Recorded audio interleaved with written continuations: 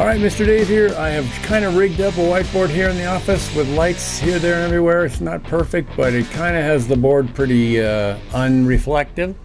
So I want to go ahead and talk about dirt rocks. Again, that's the dirt rocks that are going to be the structure on top of which we will be adding concrete. So we want to go ahead and just sort of doodle it out a little bit, give you an idea of what that means with my little dry erase pen.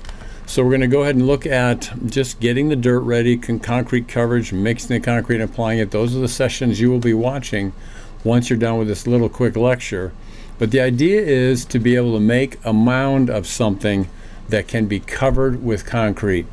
You want to be able to have material that material that's packable, that can hold its shape pretty good.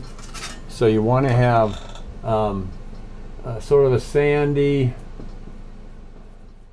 and then follow that up with a compactable sand or dirt sand mix. So these things over here you can get, if you need to add them to your sand mix and dirt mix to be able to have a compactable material. In the videos you're going to watch, I have got decomposed granite here in Southern California, here at my house up in East San Diego County.